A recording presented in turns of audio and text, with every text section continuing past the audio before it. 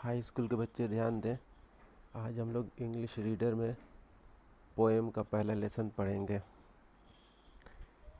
English reader 3 हिस्से में बटी हुई है, प्रोज, पोएट्री और सप्लीमेंट्री। तो हम लोग सप्लीमेंट्री पढ़ने जा रहे हैं और सप्लीमेंट्री का पहला लेसन जेम्स रसेल लावेल ने लिखा है, जिसका नाम है दी फाउंटेन। दी फाउंटेन किसने लिखा है?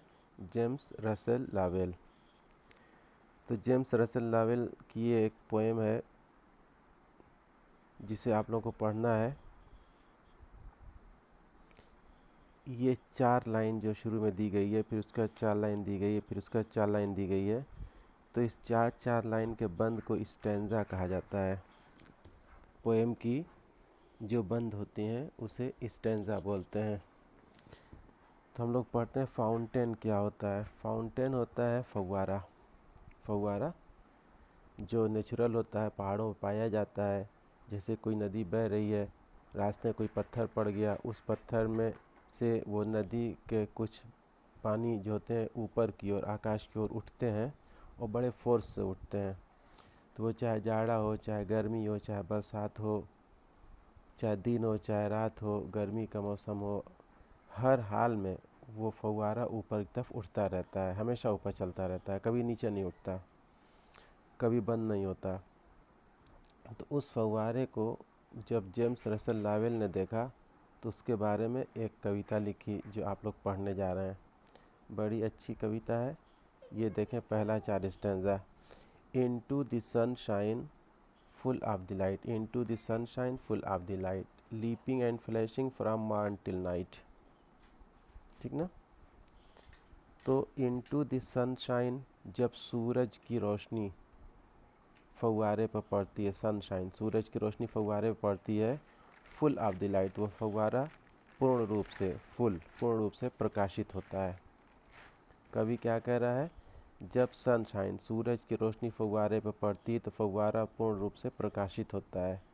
लीपिंग उछलता है, फ्लैशिंग चमकता है, फ्रॉम मॉर्न सुबह से, नाइट माने रात तक, यानी सुबह से रात तक, दिन हो चाहे रात हो, फव्वारा उछलता और चमकता रहता है। तो फव्वारे के बारे में यहाँ कवि ने बताया, into the sunshine full of the light, leaping and flashing from morn till night, कि फव्वारा सुबह से लेकर शाम तक, दिन भर रात भर, यानी 24 घंटा 12 महीना चमकता रहता है, उछलता रहता है, अपने काम को करता रहता है। और जब उस फव्वारे में सूरज की रोशनी पड़ती, यानी जब दिन का समय होता है, तो वह फव्वारा पूर्ण रूप से प्रकाशित होता है। ठीक। अब आइए दूसरा बंद देखते हैं। Into the moonlight whiter than snow, waving so flower like when the winds blow. Into the moonlight, चंद्रमा के प्रकाश में, अर्थात जब रात का समय होता है, चंद्रमा का प्रकाश फव्वारे के ऊपर पड़ता है। वाइटर देन स्नो, स्नो मतलब बर्फ़, और वाइटर माने अधिक सफ़ेद, बर्फ़ से अधिक सफ़ेद कौन होता है? फव्वारा होता है। बर्फ़ से अधिक सफ़ेद फव्वारा होता है। कवि कह रहे हैं कि चंद्रमा का प्रकाश जब फव्वारे पर पड़ता है तो वह फव्वारा बर्फ़ से अधिक चमकदार नज़र आता है, बर्फ़ से अधिक सफ़ेद नज़र आता है। Waving so flower light when the winds blow, और जब हवा चलती है तो वह फव्वारा हवा में झूलता है। वेविंग माने झूमता है, लहराता है। कैसे? फ्लावर लाइक, फ्लावर लाइक फूलों की तरह।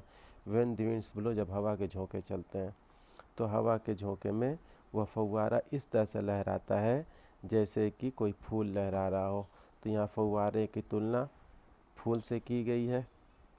सूरज की रोशनी में चमकदार होता है और चांद की रोशनी में बहुत ज़्यादा सफ़ेद प्रतीत होता है।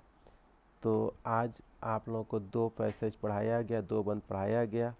इस 2 बंद की एक्सरसाइज अभी नीचे इमेज में भेज देंगे। आप लोग इस बंद को, यहाँ से यहाँ तक जो बंद है, इस बंद को अच्छी तरीके से समझें। इस बंद को अच्छी तरीके से, दोनों बंद को समझें। इस पर आधारित प्रश्न नीचे अभी हम भेज दे रहे हैं, उसको आप लोग अपने कॉपी कलम में, अपनी कॉपी पर सही से लिख लेंगे। और अगर किसी बच्चे को कोई परेशानी हो रही है तो वो हमसे कांटेक्ट कर लेगा। ठीक।